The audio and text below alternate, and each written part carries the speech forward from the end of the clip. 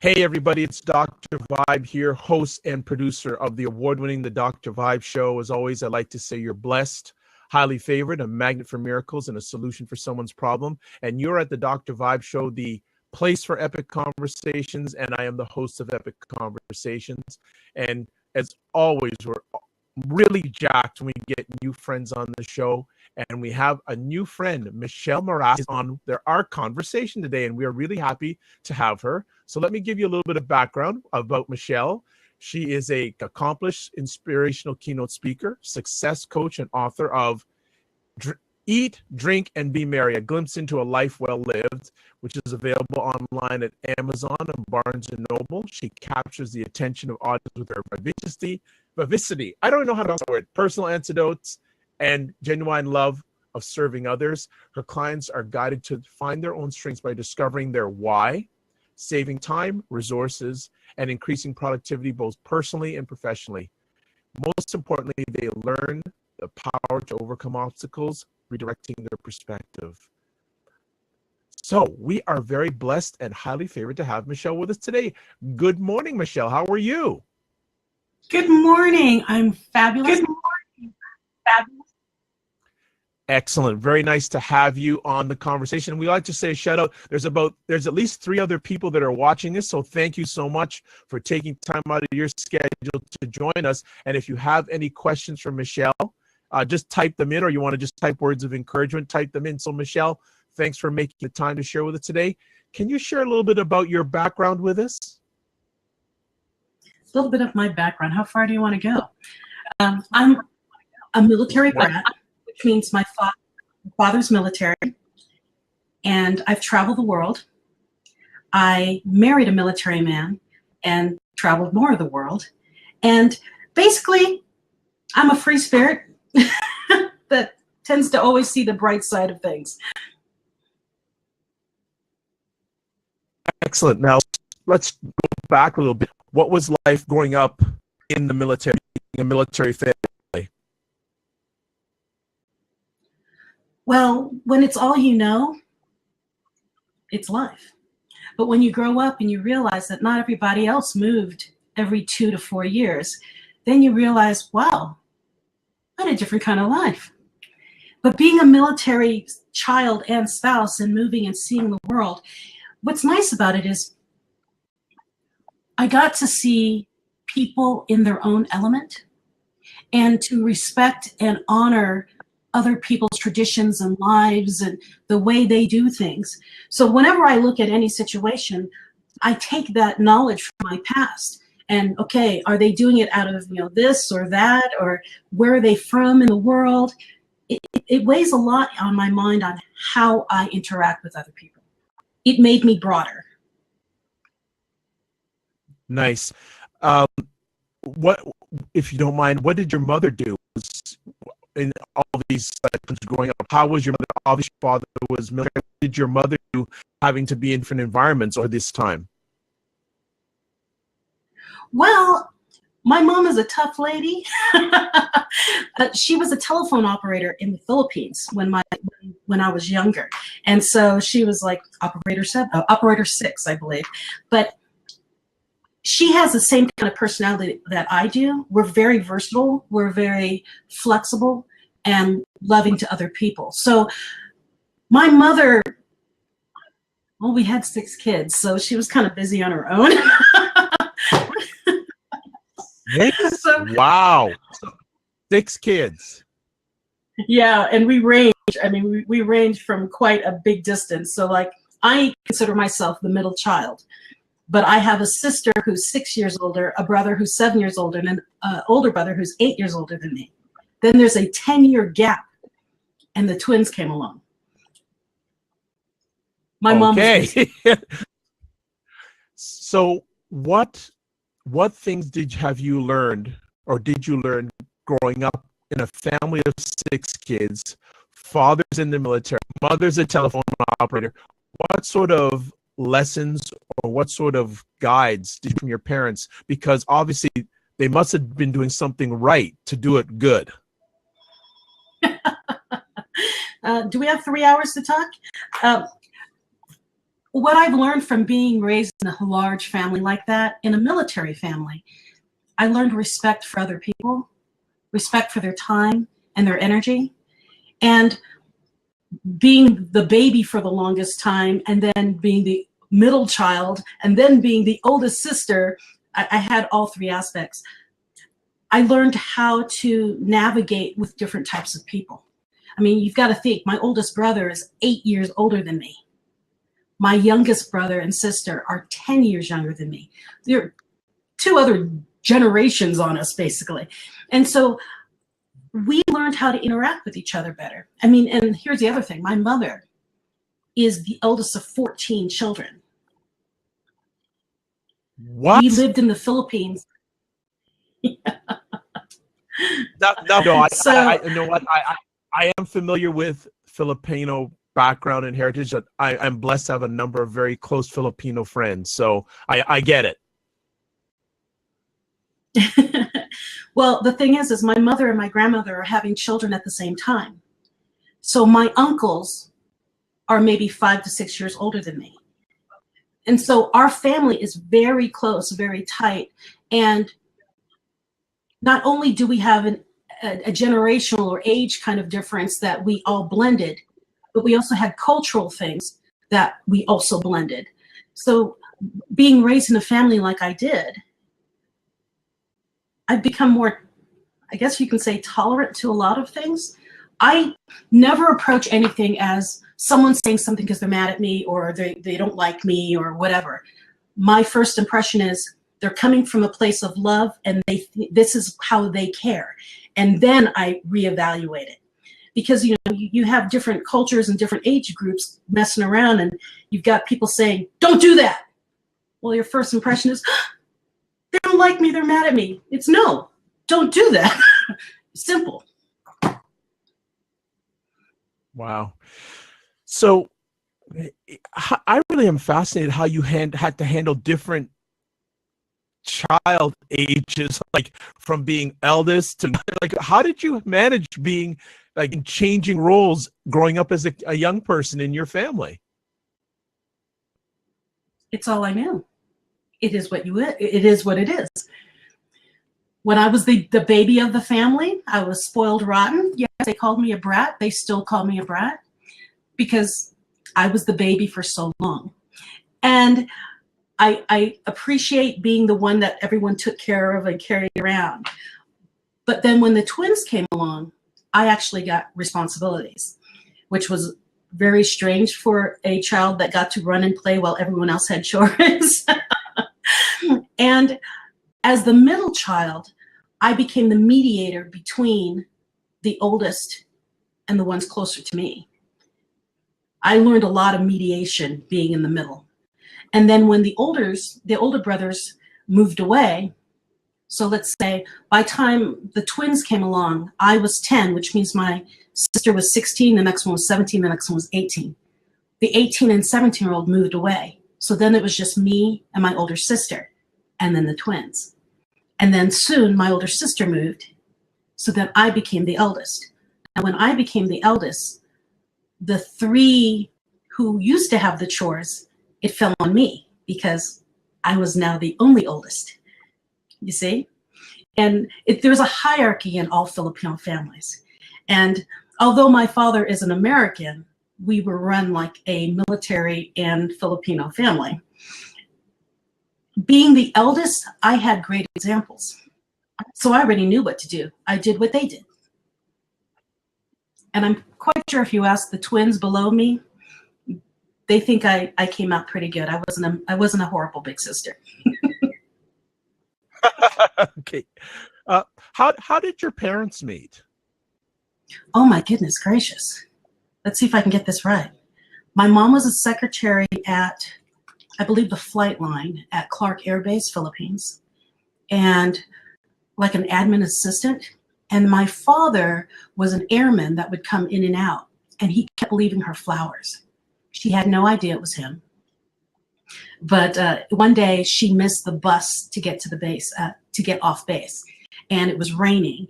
And so my father came and offered her a ride to the base, off the base. So they met at work in passing. Not very exciting. So, no, hey, it's part of your heritage and it's important. Let me ask then, when did you start branching out on your own? Because you're with 6 kids, when did you start getting independence, branching out on your own? How did that process start and what did that look like? How did I become independent as one of 6 children? Here's the secret. Yes. When you have 3 older siblings who did everything, you watch them get in trouble and you learned not to do what they did. So by the time the 6-year gap happened and I got old enough to get into trouble, my parents were so tired of catching the other 3 that they never noticed me.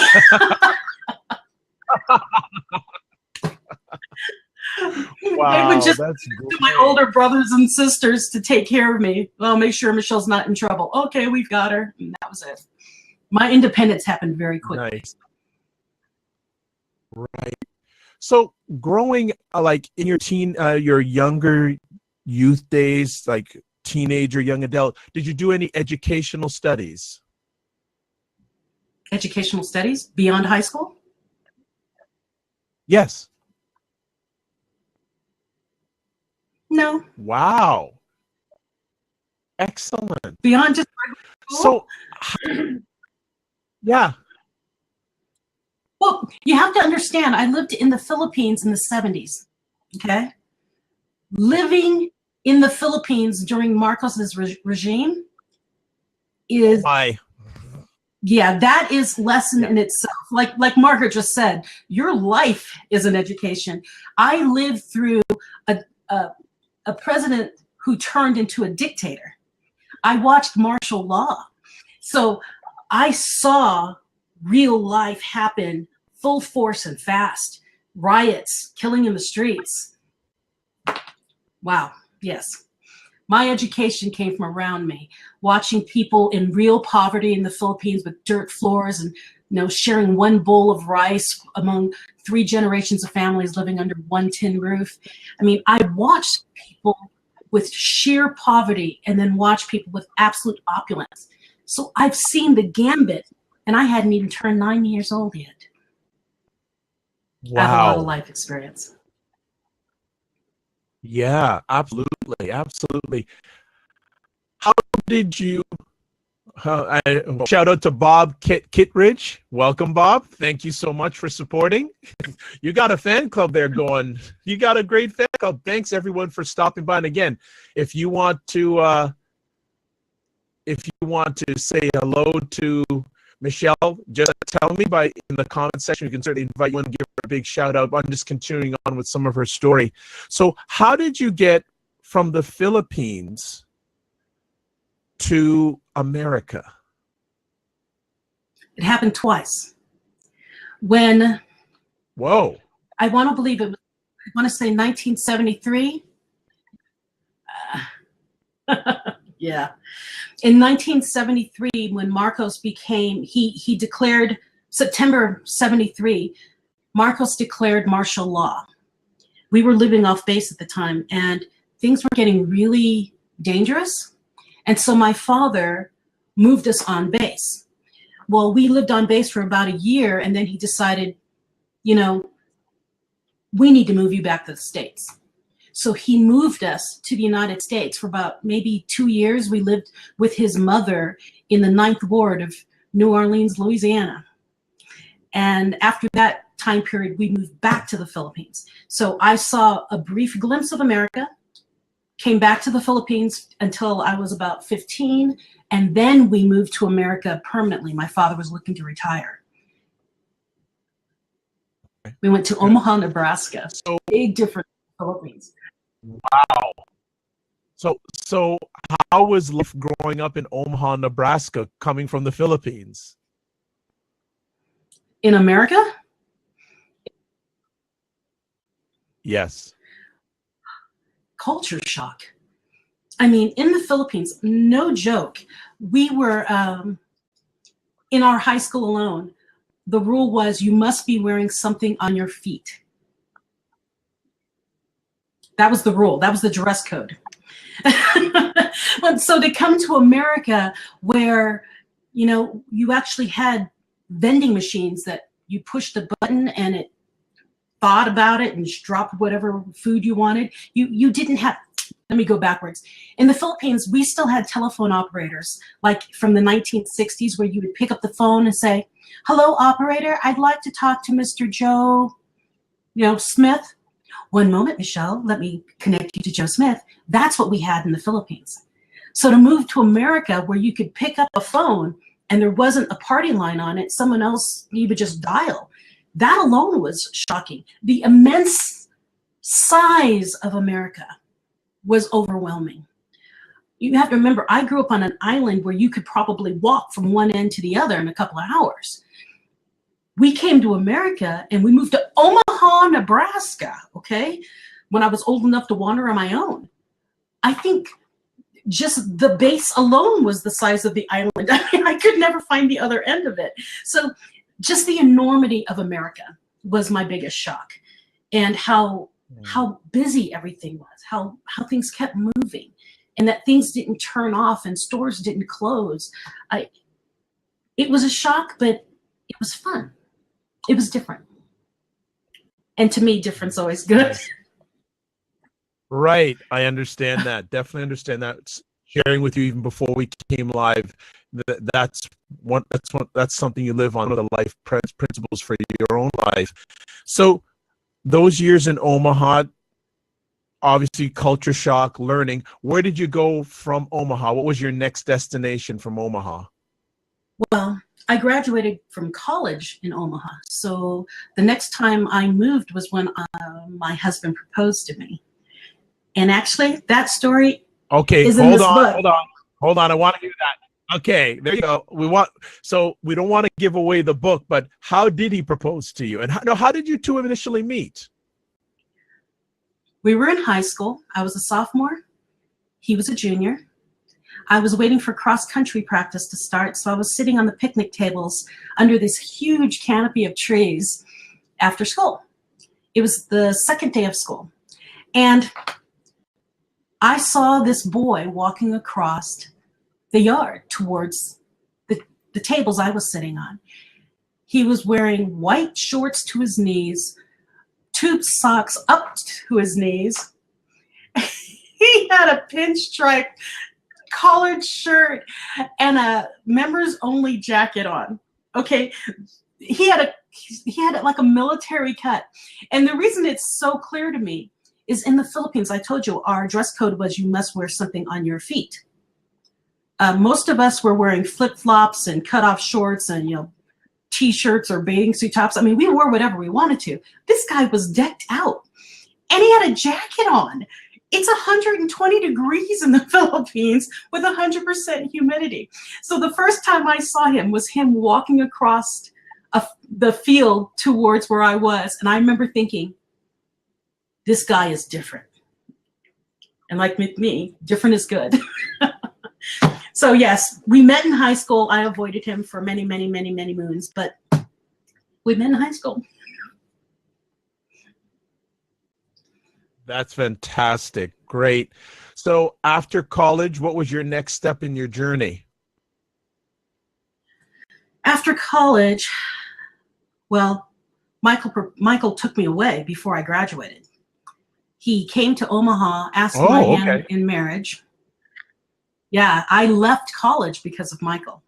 My junior year, I dropped out and I moved to,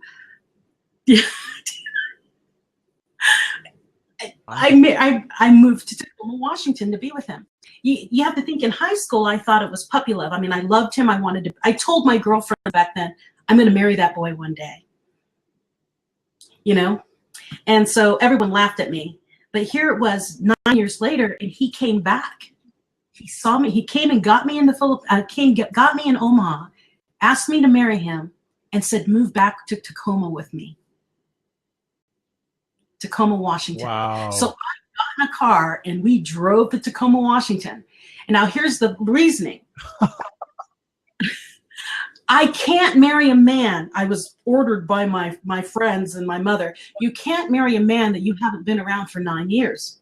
9 years is a long time.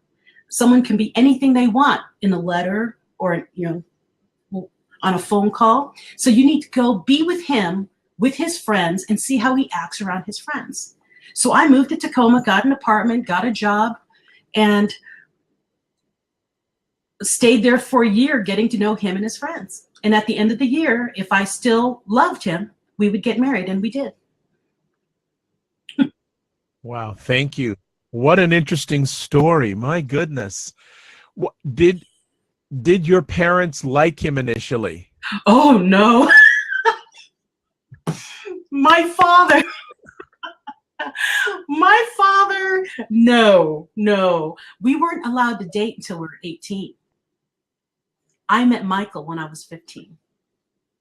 And so when Michael invited me to junior prom and I went, my father met him, or tried to meet him at the door with a gun.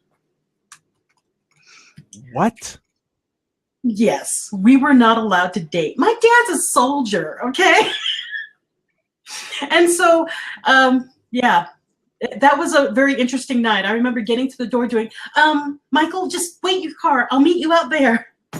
Don't come to the house. But when we got married, my father said, that is one very good man. Very good man. My mom has always liked him. My mom liked him the day the first moment she ever met him. My dad, nice. We had to prove. Really? Isn't it the way? Yes. So life in Tacoma, another transition for you. What was your life like there, and how did you adjust? I absolutely loved life in Tacoma. Michael had a great group of friends. He had 2 roommates that were just, they were almost a comedy crew to me. We're still friends with them. What's really cool about it is they always reminded me of the Seinfeld episodes. You know, Seinfeld, where they were all kind of quirky in a different way. So I loved Tacoma. That was a big experience for me. It was the first time I'd ever been away from my family. I mean, I've always been able to just get back home. I mean, Filipinos are very tight family-wise. And this was the first time I ever left and couldn't just run back home. It was fun. We did a lot of exploring, and we got to see Seattle a lot and Vancouver, and wow, I loved Washington State. I learned how to ski when I was in Washington. I mean, it was just great. So why did you have to leave Washington, and was it hard to leave Washington? We had to leave Washington because Michael joined the military. He joined the okay. Yeah, he joined the Air Force. And so when I went to move with him, he was only there another 2 years, and they moved him to South Korea, Osan Air Base, South Korea. Yeah. So we got married, and 6 months later he moved to Korea, and that was different. So I went back to school because he was gone, and I finished my degree. A 2-part question here. First of all, how was it being away from him all that time, and how was it being away from your family? Because obviously family is your foundation, and now you're not close to them, you're close to him during this period of time. No. Well, being away from Michael was okay, because you have to remember our entire relationship was long distance. So when I left the Philippines at 15, I didn't physically see him again really till I was 21, 22. I think I saw him for 2 days when I was a senior, my junior year of college, but we really never saw each other. So having him deploy for a year didn't affect me as much because we're used to the long distance relationship. Being apart from my sisters, my mom, particularly my older sister, that was really hard because Yvette's my older sister, and I've always gone to her for advice. She's always been there for me. And so it was really strange to not have her right there. Thank goodness for technology, because telephones are awesome. That's how I kept in touch. I was a calling fool. I was always calling. Oh, that's And then, so sweet. and then Michael hooked me with two friends that he trusted very well, and they were always with me. Nice. One of the many interesting things, you've already dropped so many interesting things that's part of your journey, was a political campaign manager. How did that come journey? I fell into it. I worked for a group called Sure Success Benefit Auctioneers. And so I was one of the auctioneer people. I arranged their nonprofit fundraising things. And so I was working with their benefit auction section. And one day someone asked me, can we do this stuff for political, raising money for politics, for campaigning? And I'm like, well, I don't know. And then the next thing I know, someone said, wow, you're really good at that. You should join this thing called Leadership Program of the Rockies. And I'm like, what's that? And they said, oh, you should join it. So I auditioned for it. It's school. Anything that comes with school, I do it. I love school. I love to learn. I love to grow. And so I applied for this Leadership Program of the Rockies. And that's what catapulted this whole political stuff, because my husband likes to call it political charm school. But what it was is we learned the foundations of America, the documents, everything. We went deep into how America was built and why. Wow. That's how I got into it. I accidentally fell into it. I just want to sidelight, take a little detour for a second. You mentioned you always love knowledge. Where did your love of knowledge come from? Your desire to know more? My father. My father is a very educated man, and all I can ever remember of him as a child, he would come home from work and we'd have dinner, but then I would sit next to him in bed as he was reading these huge manuals. He was always testing for a new pay grade, basically, the next rank, and he was always reading. And so I was always sitting there reading with him, technical manuals. And then he ended up getting his master's and another master's. And I remember him studying to get his doctorate. And I just was consumed with the fact that he was always looking for knowledge, because I was always looking for knowledge. I got it from him. Reading tech books is from my father. Reading pleasure books was from my mom. She read the fun books. So I would read a tech book and then two fun books, a tech book and then two fun books. I've done it all my life. One of the things my mother did to me growing up was I was bored. I used to go to the library every day and check out 5 books. I could read a book every 30 minutes. I was really fast. And my mom said, okay, Michelle, why don't you just pick up the Encyclopedia Britannica, start with A, and keep reading till you can't read anymore. And so I did. I love knowledge. I'm a nerd. Where did No, you're cool. Where did the desire to become a Toastmaster come from? I fell into that. I did not know what a Toastmaster was. I was in something called American Society for Quality, and because my master's is in quality systems management. And I was in this group and I was giving some sort of presentation at one day, and a man came up to me afterwards and he said, you should join Toastmasters. I said, what is that? He goes, well, we get together and we talk. And I'm like, why do I need to go anywhere where a whole bunch of old men sit around and talk with toast? I don't get this. Why do you want me there? I mean, I was confused. And then I went to another thing and another man came up to me. He says, you really should join Toastmasters. You are really good. And I'm like, I don't know what this Toastmasters is. And by the time I got the courage to go to Toastmasters, the guys who both invited me were no longer Toastmasters. They had moved. So I got addicted to Toastmasters because I like to talk to large groups, but one-on-one scared me out of my mind. I mean, I couldn't make it through interviews without, shaking, physically shaking. And wow,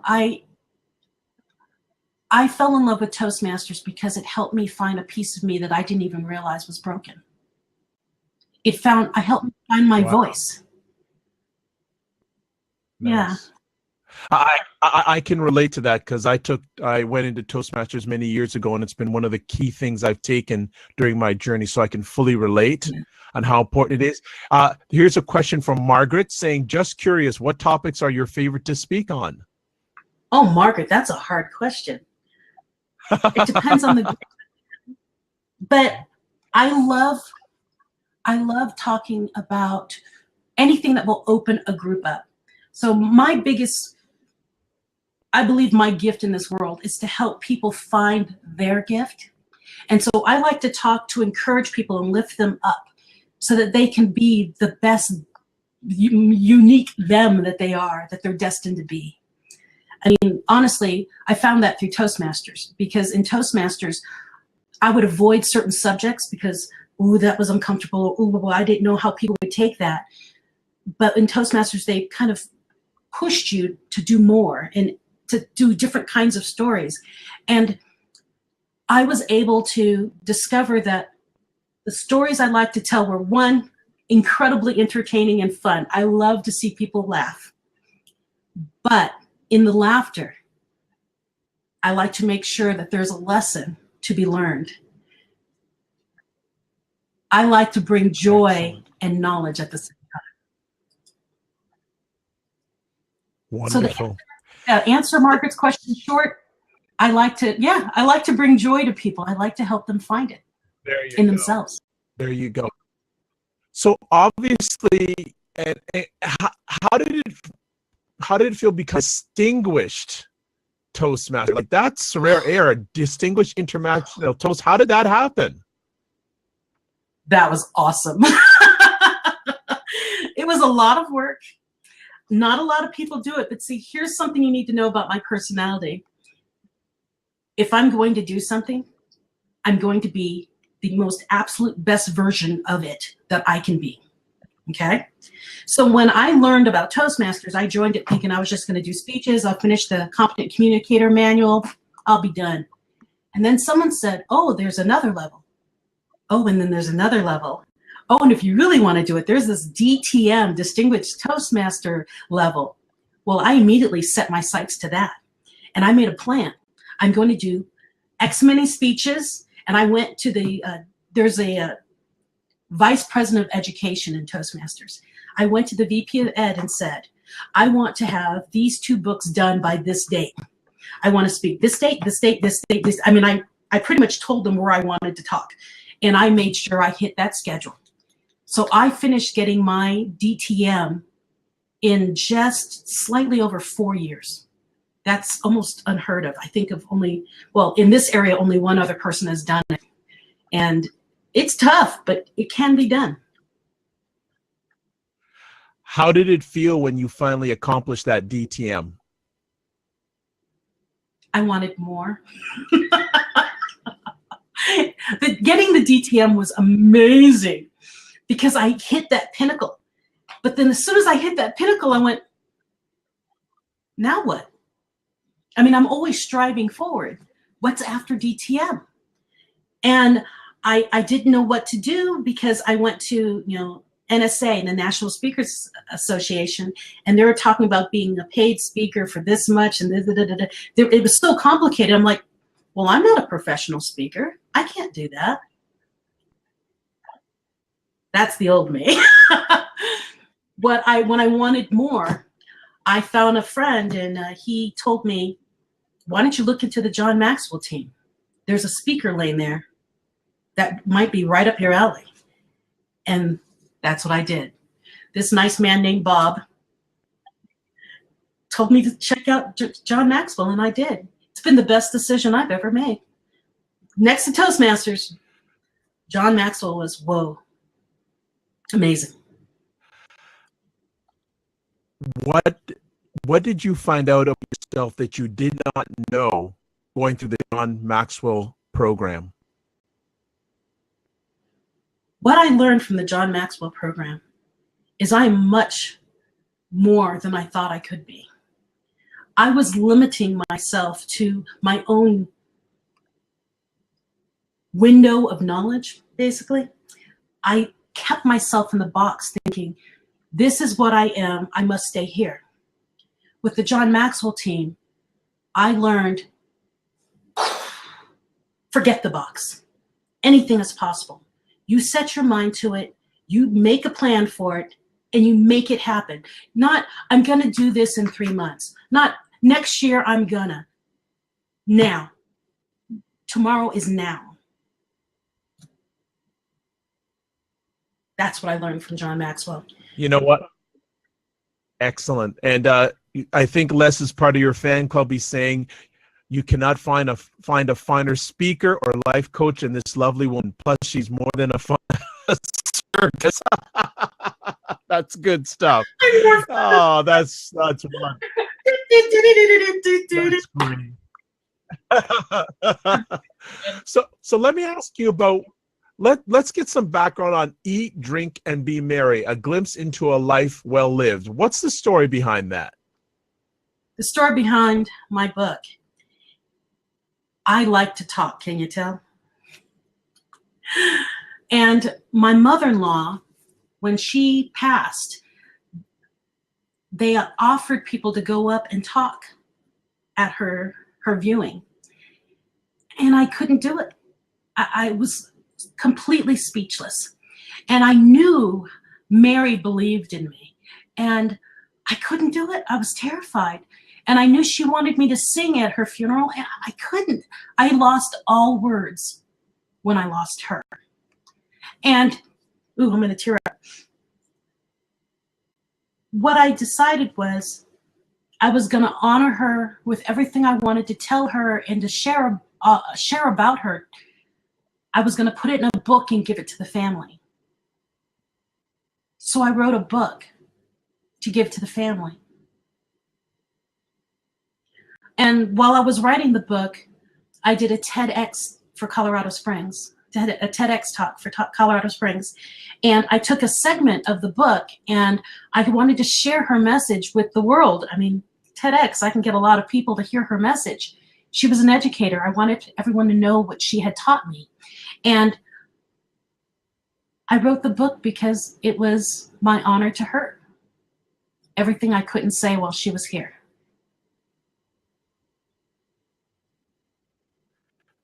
Thank you for sharing that. And we have something in common because my father was an educator in the same school for 32 years. Really? So I know the emotional, I feel the emotions that you're going through right now. So thank you for being so transparent. It's really appreciated. Tell us, how did the TEDx talk come about? Did you reach out to them? Did they reach out to you? Honestly, a young lady that I met at a Toastmaster meeting, she said she had heard me speak before, and she said, she wrote me on Facebook and said, Michelle, there's this thing called TEDx in Colorado Springs. I think you should audition. And I wrote back, what's a TEDx? And she informed me what it was and said, you need to audition. You're what they're looking for. And so I did. And I was in. I ended up being the final, the Omega speaker that day. Huge honor. How much preparation?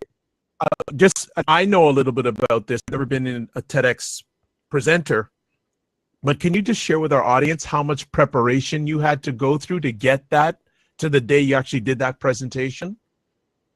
Wow. I'd like to thank all the Toastmasters in District 26 in Colorado. I went from club to club to club trying different versions of this speech. And then when I would see people react at different points, I would combine the good points, so the ups and the downs, and then I would go to another club and try the new style. And then I have a little group of friends that I tend to, they actually listen to almost every speech I've ever done because they're a tight group, and they'll give me pure feedback. I mean, they will say, stop, too much, stop, clean that up. And that's the kind of feedback I need. And it was a lot of work. But they, TEDx, they assign you a coach to help you go through your talk, and they make sure you don't go down rabbit holes. TEDx is a very organized group. I mean, they've got your back the whole time. And it's just amazing to have that type of teamwork together where you can go back and say, okay, can I go practice on the stage? Because I need to know what it feels like from the stage. And then, oh yeah, come on over. So-and-so will be there. Do you want to have the mic hooked up so you can hear what you sound like? It's a great organization. I encourage anyone, if you have any inkling to ever want to speak in public, do a TEDx. That will give you some serious growth as a speaker. So what was the response, and how has the response been after you've done your TEDx talk? It's been explosive. Explosive. And I'm not joking about that. It reached people around the world. I would get messages on Facebook saying, hello, you don't know me, I saw your TEDx, it was beautiful. I have a lady in town, actually, who wrote me and said, Michelle, I saw your TEDx and I saw one of your practices for the TEDx, but this made me change my life. I quit my job, which scared me. And then she said, I started a coffee shop. It's something I've always wanted to do. And your talk encouraged me to step out of my fear box and do what I wanted to do. Now I'm so happy. She started a coffee shop because my story inspired her. That is the most amazing feeling, that if I could at least help one person find their dream and do it, not just dream it, it makes everything worthwhile. And I still check up on her. She's got a coffee shop called the Buzzed Badger, cracks me up here in the Springs. And I go by and I check on her because she is an embodiment that I've succeeded in what I wanted to do, change at least one life. That's amazing. And thanks, Bob. I really appreciate your friends here, your supporters on the side. I know they're really believe in you. So that's very humbling to have them here sharing with us. I know you do coaching also, correct? Yes. How do you manage all of this? How do you not? Here's the thing. You don't know what you don't know. You don't know what you can do until you do it. And when I went into all of this, I remember being on a John Maxwell call thinking, well, if I'm a speaker, I'm going to have to speak because it takes me a long time to do my speeches.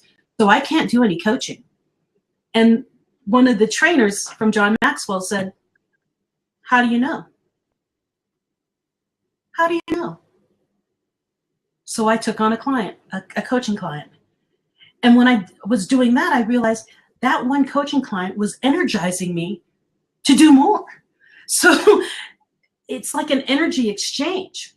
And I am more productive helping multiple people. It helps fire and inspire my speeches, my keynotes. So when you ask me, how do you do all that? And still be a mother of two and a wife of a very awesome man. You do what you do because you don't know what you can't. So you do it. That was a tongue twister, wasn't it? No, it was fine. It was good. Is there any vision to write another book in the near future? Yes. Yes. I actually have two. One book is a supplement for Eat, Drink, and Be Merry. When this book came out, people were writing me from literally other parts of the world saying, you told us what to do, but how do I do it? And so I started doing little mini short videos on my Facebook page, trying to walk people through how to get out of their ruts or, to achieve what they want, little bits. And I realized, that's not going to reach enough people. So I I'm almost done, with a supplement book on how to break out of your rut, how to break out of that box that keeps you from achieving what you truly want. And then my third book is my life. It's my Wow. life. The third book is my life, and how I came from A to B, or A to Z, and how I've survived it. I've had a very interesting life. And my publisher. Oh yes. Oh yes. My publisher is Vertex Learning, and the gentleman Alfonso, he talked to me and he said, "Why aren't you writing a book about your life?" He goes, "We've got this book, we'll do this book, but we want your life." And so that's what I'm doing next. Well, third. Nice. Yeah. What advice would you give anyone who would like to become a public speaker? A what? What advice would you give anyone who would want to become a public speaker? Because you're very good at it, but and it took you some time. But any suggestions or nuggets you'd like to give people that are interested in becoming a public speaker? If you want to be a public speaker, speak.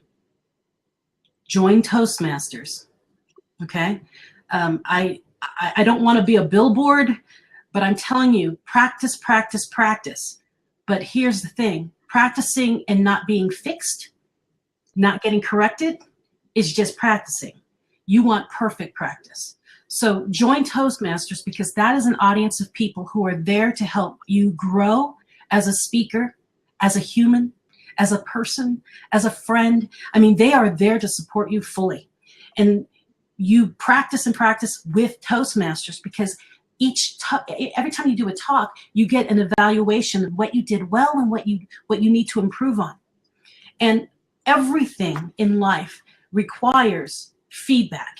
Feedback is huge. Now, you don't want feedback where they do, "Oh, you're so good." And you know in your head, "Well, I know I messed that up, and I know I messed that up." You want someone to say, "You did really well, but fix this, this, and this, and do it again." That's what we need to be a public speaker. And then the next thing is not just staying in your club. I say go to every club you could absolutely get to, because different points of view, different people you're not comfortable with, different settings. If the room is shaped in a different way, it changes the way you speak. And then thirdly, speak outside of Toastmasters. Whenever there's anything, if there's a networking meeting, or if there's a church function, if someone needs an MC, perfect practice makes perfect speaking. But perfect speaking is natural. So the more you do it, the more natural it becomes. So although it's practiced in your head, you're having a conversation. Did that help? Did that answer? Absolutely. I get a little passionate about that. No, nothing wrong with encouragement and passionate, because if you're not passionate, why would anyone take you seriously? That's true. Well, then there's one more thing I have to say then. Right. If you truly want to be a public speaker, one of the things Paul Martinelli, who's the president of the John Maxwell team, he likes to say, jump and grow wings on the way. So if there's a speaking engagement that seems out of your reach, apply, do it. You don't know what you can do until you do it. You can't envision it and pretend and wish and never do it. Just do it. Sign up, practice well, and do it. You will be a public speaker. You have to force yourself out of your fear box. Nice. Is there any, and I know you're always setting new goals, what are some of the goals that you haven't achieved yet that I know you're going to achieve? What goals that I haven't achieved yet? I want a doctorate. I want someone to say, I want you to say one day, you know, Dr. Vibe of the Dr. Vibe Show, I'd like to introduce my old friend, Michelle, Dr. Michelle Mras. That's what I want to hear. I want to be a doctor. But a doctor in leadership. Okay.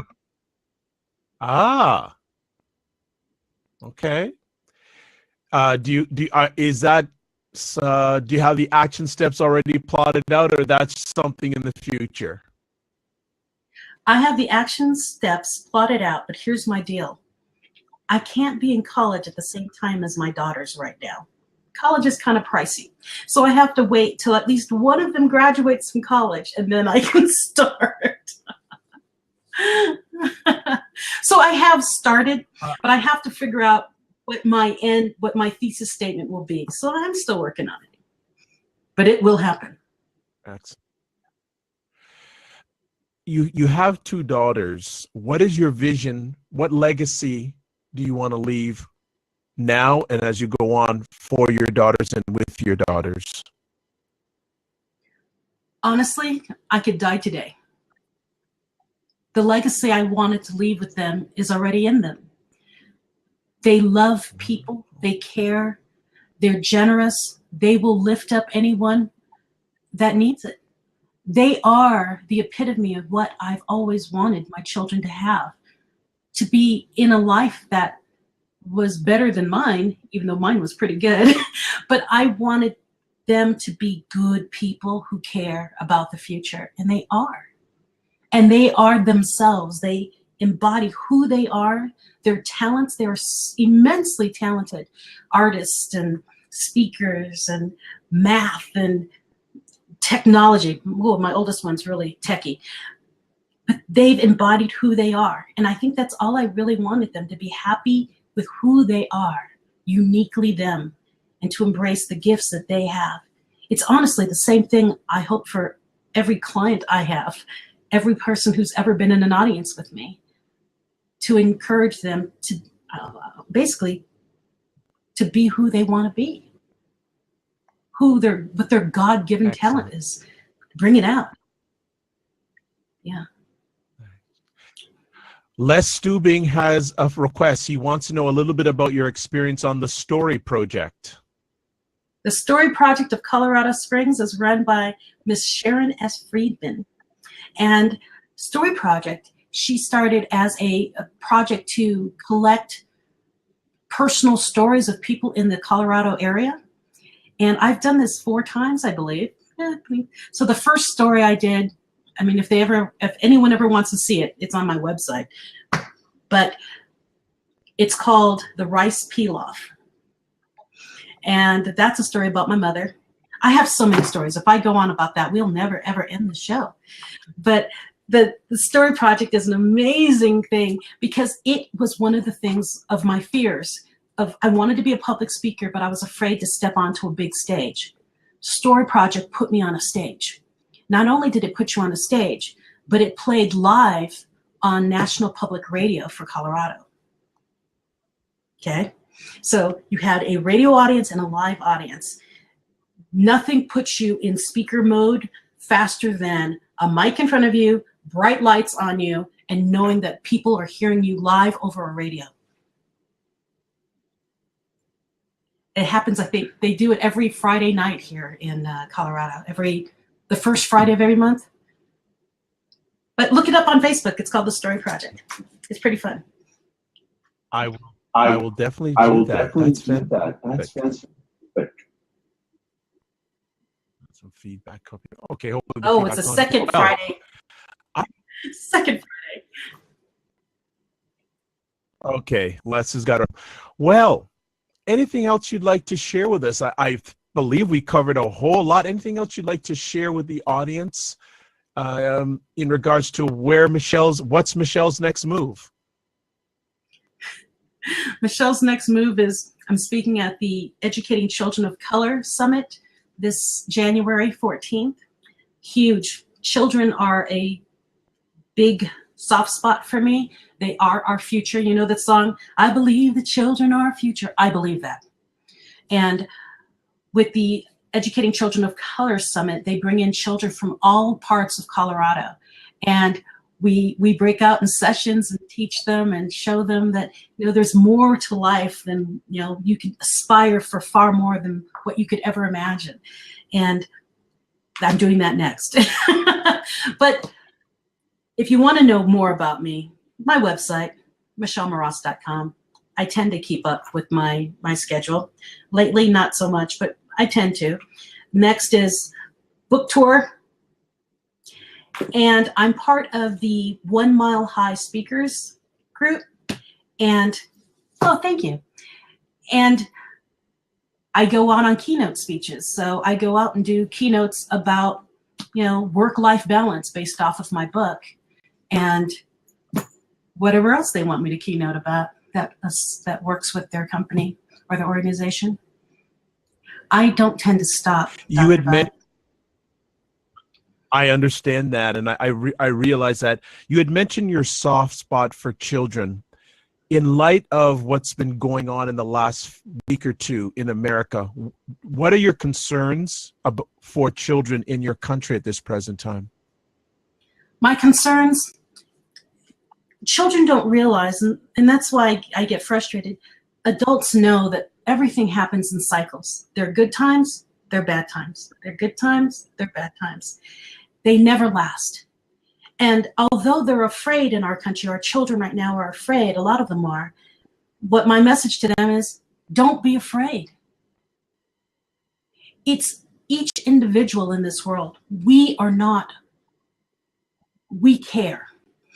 And if you care, show that you care. It's all about a circle of influence. If you're afraid bad things are going to happen, don't let them happen around you. Push out, be the positive force of energy in whatever environment you're in. Be the good, because good begets good. Bad will beget bad. So don't push out the negative. Push out only positive, and be the most positive influence in your sphere that you can be. It will be okay. Influence from your world out. And as you do that, it reflects on each person that's around you, and each person does the same thing, and we have nothing to worry about. We'll be okay. This too shall pass. Because if you worry about tomorrow, you'll never get out of bed. And as I told my daughter the other day, do you know what you're eating at lunch tomorrow? She says, no. I said, well, then don't worry about tomorrow. It will happen as it happens, and you control what you can control. My favorite quote is, there are things that are in your control, things that are in their control, and things that are in God's control. Decide which one is yours and step back. Wow. Powerful. I think those are great words to leave off on. Michelle, I'd like to thank you for taking time out of your positive, productive schedule, taking time out of your professional schedule, your family schedule. Thanks for taking the time before we went live for the last few weeks of us coordinating this, doing the testing. It came out absolutely outstanding. You rock the house. I'd like to say thank you to all your friends, Les, Bob, Margaret. I hope I don't leave anybody out, but I think I got the ones that communicated via the chat. Also, the lady that was sitting beside you. Thank you so much to her also. You've given the contact information again. It's michellemras.com. I'm Dr. Vibe. I'm the host and producer of the award-winning Dr. Vibe show. I'm the host of Epic Conversations, and I only do Epic Conversations, as you just witnessed. Also, this is the place for Epic Conversations. If you want to touch base with me, it's a website, www.drvibeshow, Twitter at drvibeshow, and also you can email me, dr.vibe@drvibeshow. As always, I like to say, you're blessed and highly favored. You're a made for miracles, and you're a solution for someone's problem. God bless. Peace be well. Keep the faith. Thank you so much, Bob. Thank you for staying through the whole thing. I really appreciate that. I love when people come on and stay for the whole thing. Excellent. And like I like to say, sometimes you have to get smaller to get stronger. Michelle, thank you so much. We'll be in touch. Thank you. Right back at you, Margaret. Thank you for being an inspiring for our day also. Thank you so much. God bless. Peace be well and keep the faith.